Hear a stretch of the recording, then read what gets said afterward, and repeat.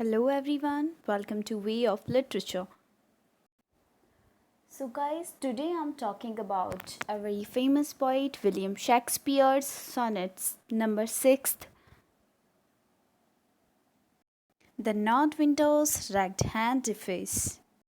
William Shakespeare ने 154 sonnets लिखे हैं, जिन सॉनेट्स को उन्होंने 3 अलग अलग पार्ट में रखा है, जिसमें फर्स्ट है फेयर यूथ, जिसके अंदर फर्स्ट से लेके 126 तक के सॉनेट्स आते हैं, और सेकंड जो है वो है द डार्क लेडी, जिसके अंदर 127 से लेके 152 तक की सॉनेट्स आते हैं, और लास्ट है द ग्रीक सॉनेट, इसके अंदर 153 और 154 सॉनेट आते हैं। सो ये जो सॉनेट है 6 नंबर का, वो फेयर यूथ सीक्वेंस में ही आता है। फेयर यूथ के अंदर फर्स्ट से लेके 17 की जितनी भी सॉनेट्स हैं, उनके अंदर पोइट ने सिर्फ एक ही चीज़ की बात की है, प्रोक्रिएशन प्रोक्रिएशन प्रोक्रिएशन। लेकिन जो ये 5th नंबर की सॉनेट और 6 नंबर की सॉनेट है, ये दोनों एक दूसरे से कनेक्टेड है। ये जो सॉनेट है वो सॉनेट नंबर 5 की लाइंस को कंटिन्यू करती है। ये सॉनेट 14 लाइन पोइम सॉनेट है। इसमें 3 कर्टन्स और 1 कपलेट है। 3 कर्टन्स जो है वो 4 लाइन स्टेंजास में डिवाइडेड है।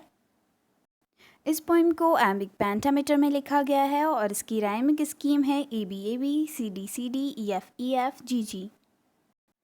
गाइस, आपको इस पोइम को पढ़ने से पहले आपको 5th नंबर की सॉनेट जो है वो पढ़नी पड़ेगी, क्योंकि इस सॉनेट के अंदर उस सॉनेट की आगे की लाइन को कंटिन्यू किया गया है। सो आपको सॉनेट नंबर 5 पढ़नी पड़ेगी, इसीलिए आपको बाद में ये समझ में आएगी। आपको ज़्यादा अच्छे से समझ में आएगी। और अगर आपको देखनी है तो 5th नंबर की सॉनेट को मैंने पहले कवर किया है, तो इस वीडियो के डिस्क्रिप्शन में आपको उसका लिंक मिल जाएगा। और अगर आपको विलियम शेक्सपियर की फुल बायोग्राफी चाहिए तो उस वीडियो का भी आपको इस वीडियो के डिस्क्रिप्शन में आपको लिंक मिल जाएगा। So now without wasting time I am starting of poem. Sonnet 6, The North Wind's Ragged Hand Device by William Shakespeare. Now started. The late North Wind's ragged hand device in thee thy summer ere thou be distilled. Ragged का meaning यहाँ पे है old cloth से या फिर dirty clothes, और defects का meaning है यहाँ पे बिगाड़ना। गाइस, जैसे मैंने आपको पहले बताया है, पहले सॉनेट्स में भी कवर किया है कि इन सॉनेट्स के अंदर विलियम शेक्सपियर एक अननेम्ड यंग मैन को एड्रेस करते हैं। तो इस पोएम के अंदर भी वो उसी के बारे में बात करते हैं, और उससे बात करते हुए कहते हैं कि जब विंटर आएगी, जब विंटर सीज़न आएगा, तो फटे पुराने कपड़ों के जैसे कहीं तुम्हारे हाथ भी ऐसे ना हो जाएं, या फिर तुम्हारी ये जो सॉफ्ट स्किन है वो टल हो जाएगी, जो तुमने समर सीज़न के अंदर संजो के रखी हुई है। तो तुम्हारी इस ब्यूटी को विंटर सीज़न डिफेस करने के लिए रेडी है। मीन्स तुम्हारी ब्यूटी को बिगाड़ने के लिए, तुम्हारी ब्यूटी को डल करने के लिए विंटर सीज़न जो है वो कम्प्लीटली रेडी है। Make sweet some vial, treasure thou some place, with beauty's treasure, ere it be self-killed.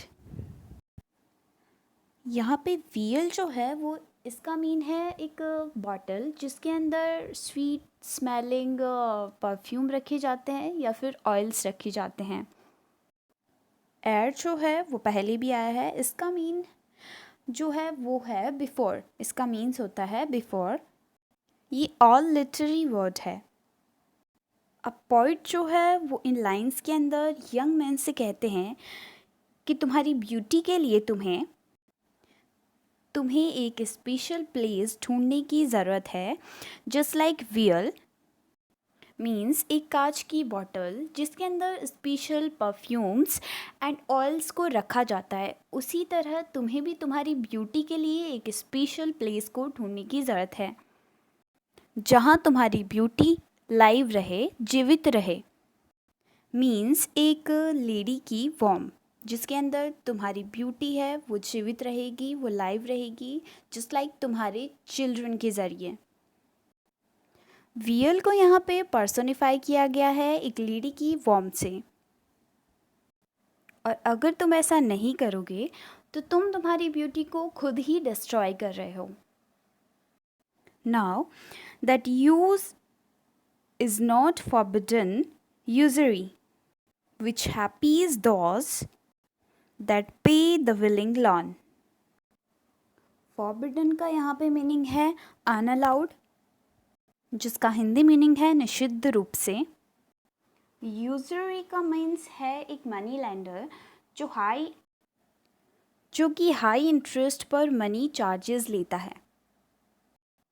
अब पोइट यहाँ पे बताते हैं कि एक यूज़र है जो कि निषिद्ध रूप से जो कि लोगों को हाई इंटरेस्ट पे लोन पे करता है।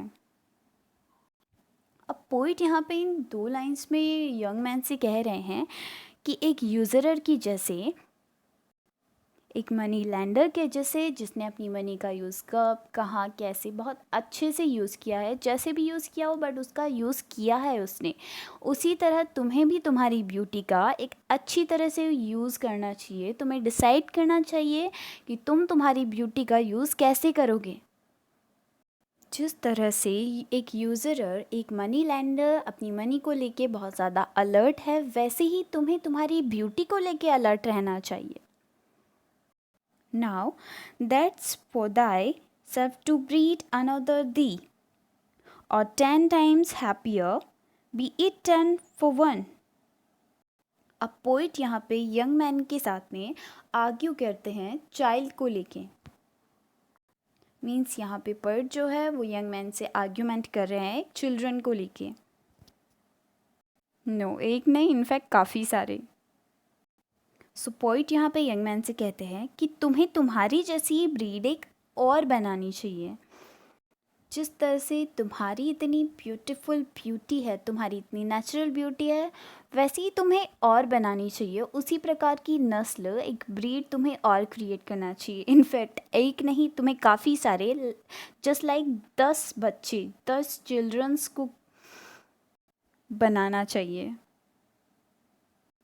जिसका मीन है कि यहाँ पे जो यंग मैन है कि अगर तुम्हारे, यंग मैन से कह रहे हैं कि अगर तुम्हारे 10 बच्चे होंगे तो तुम्हें और भी ज़्यादा हैप्पीनेस मिलेगी।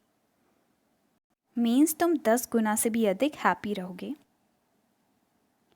Now 10 times thyself were happier than thou art, if 10 of thine 10 times refigured thee। अब पॉइंट इन लाइंस में भी वही बात कर रहे हैं कि तुम्हें एक की बजाय 10 बच्चों को जन्म देना चाहिए, प्रोक्रिएशन करना चाहिए, ताकि तुम 10 गुना अधिक खुश रहोगे। जब तुम 10 बच्चों को जन्म दोगे तो तुम्हारे जो 10 चिल्ड्रंस है वो अलग 10 को जन्म करेंगे, वो अलग प्रोक्रिएशन करेंगे। तो ऐसे ही तुम्हारी ब्यूटी जो है वो अलाइव रहेगी, और तुम्हारी ब्यूटी में जो ओरिजिनलिटी है वो तुम्हारी हर जनरेशन में देखने को मिलेगी। Then what could death do if thou shouldest depart, living the living in posterity। posterity से यहाँ पे न्यू जनरेशन से है मीनिंग। अब पॉइंट यहाँ पे यंग मैन से कहते हैं कि अगर तुम प्रोक्रिएशन नहीं करोगे तो इतना ज़्यादा जो रिप्रोडक्शन है वो डेथ में डिपार्टेड हो जाएगा, और अगर तुम प्रोक्रिएशन करोगे, अगर तुम चाइल्ड को प्रोक्रिएट करोगे, चाइल्ड्स को प्रोक्रिएट करोगे तो तुम्हारी आने वाली जनरेशन के अंदर तुम्हारी ये जो फेयरनेस है, तुम्हारी ब्यूटी है, वो लाइव रहेगी। तुम्हारी न्यू जनरेशन के ज़रिए तुम्हारी ब्यूटी लाइव रहेगी, और लॉन्ग टाइम तक यूं ही वो चलती रहेगी। Be not self-willed, for thou art much too fair। to be death's conquest and make warmth thine hair। अब इन लास्ट की 2 लाइन्स में पोइट यंग मैन से कहते हैं कि तुम इतने मीन पर्सन, इतने सेल्फिश मत बनो। तुम्हारी ये जो ब्यूटी है वो डेथ के लिए यूज़फुल नहीं होनी चाहिए। वार्मथ से यहाँ पे मीनिंग है इंसेक्ट्स। तुम्हारी ब्यूटी जो है वो बहुत ही ज़्यादा इम्पॉर्टेंट है, उसको यूज़ करो कुछ कीड़ों के लिए, कुछ ऐसे कीड़े जो डेथ के वक्त आते हैं। तो तुम तुम्हारी ब्यूटी को उन कीड़ों को डेडिकेट मत करो। तो तुम्हें प्रोक्रिएशन करना चाहिए और तुम्हारी ब्यूटी को लाइव रखना चाहिए। जस्ट लाइक तुम्हारे चाइल्ड्स के ज़रिए तुम्हारी ब्यूटी को तुम्हें लाइव रखना चाहिए। Guys, I hope you understand this poem explanations. अगर आपको मेरा वीडियो अच्छा लगा है तो मेरी वीडियो को लाइक करें और अगर कोई भी क्वेरीज हो तो कमेंट करें, मेरे वीडियो को शेयर करें और प्लीज़ मेरे वीडियो को सब्सक्राइब करें। मेरे चैनल को सब्सक्राइब करें। Thank you so much for watching.